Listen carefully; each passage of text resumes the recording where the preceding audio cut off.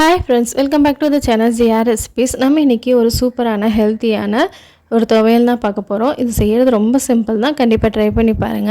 இப்போ இந்த துவையல் செய்யிறதுக்கு ஒரு கடாயில 1 டேபிள்ஸ்பூன் அளவுக்கு நல்லெண்ணெய் சேர்த்துக்குவோம். நல்லெண்ணெய் வந்து எல்லா துவையலுக்குமே டேஸ்ட் வந்து நல்லா தூக்கி கொடுக்கும். உங்களுக்கு நல்லெண்ணெய் பிடிக்காது அப்படினா நீங்க நார்மல் எண்ணெய் கூட சேர்த்துக்கலாம்.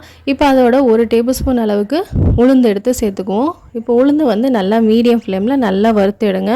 உளுந்தோட பச்சை வாசனை போய் அதோட ஒரு நறுமணம் வரும் உளுந்தோட. அந்த நறுமணம் வர்ற வரைக்கும் நல்லா இந்த மாதிரி லைட்டாக கோல்டன் ப்ரௌன் ஆகிற வரைக்கும் நம்ம வறுத்துக்கலாம். இதுக்கப்புறமா நம்ம ஒரு 4 பச்சை மிளகா சேர்த்துக்கலாம்.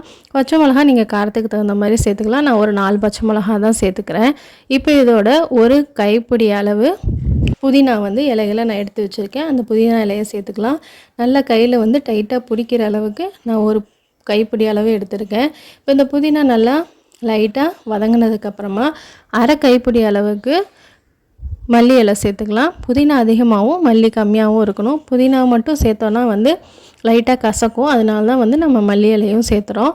இப்போ மல்லியும் புதினாவும் நல்லா வதங்கினதுக்கப்புறமா ஒரு துண்டு இஞ்சி எடுத்து அதை நாளாக கட் பண்ணி அதையும் சேர்த்துக்குவோம். அதோட ஒரு சின்ன லெமன் சைஸ் அளவு புளி சேர்த்துக்குவோம். புளி வந்து உங்களுக்கு புளிப்புக்கு தகுந்த மாதிரி நீங்கள் அட்ஜஸ்ட் பண்ணிக்கலாம்.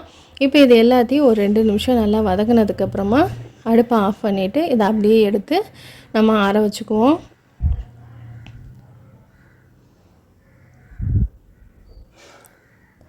இப்போ இது நல்லா ஆறினதுக்கப்புறமா நம்ம ஒரு மிக்ஸி ஜாரில் போட்டு இதை அரைச்சி எடுத்துட வேண்டியதுதான்.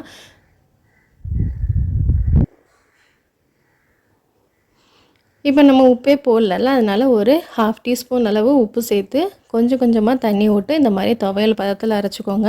தண்ணி சேர்க்காமல் அரைக்க முடியாது. அதனால் கொஞ்சமாக லைட்டாக கொஞ்சம் கொஞ்சமாக தண்ணி ஊற்றி இந்த மாதிரி துவையல் மாதிரி அரைச்சிட்டோன்னா நம்மளுக்கு அவ்வளோதான் துவையல் ரெடி. இதை நீங்கள் எப்படியும் சாப்பிட்லாம், இல்லை தாளிப்பு கொடுத்தும் சாப்பிட்லாம். கொஞ்சமாக ஒரு கடாயில் எண்ணெய் ஊற்றிட்டு 1/2 டீஸ்பூன் கடுகு, 1/2 டீஸ்பூன் உளுந்து, 1/2 டீஸ்பூன் பெருங்காயத்தூள், ஒரு மிளகாயை கிள்ளி போட்டுட்டு கொஞ்சமாக கருவேப்பிலை போட்டோன்னா நம்மளுக்கு தாளிப்பு ரெடி ஆயிடுச்சு. அவ்வளோதான். இது எல்லாத்தையும் நல்லா மிக்ஸ் பண்ணி நம்ம சாப்பிட வேண்டியதுதான். இது வந்து சாதத்தில் கொஞ்சமாக நெய் ஊற்றி அதோட இந்த துவையல் பிசைஞ்சு சாப்பிட்டோன்னா செம்மையாக இருக்கும். இட்லி தோசைக்கும் சூப்பராக இருக்கும். கண்டிப்பாக ட்ரை பண்ணி பாருங்கள். இன்னொரு இன்ட்ரெஸ்டிங்கான வீடியோவில் சந்திக்கிறேன். அதுவரை டேக் கேர். Bye bye.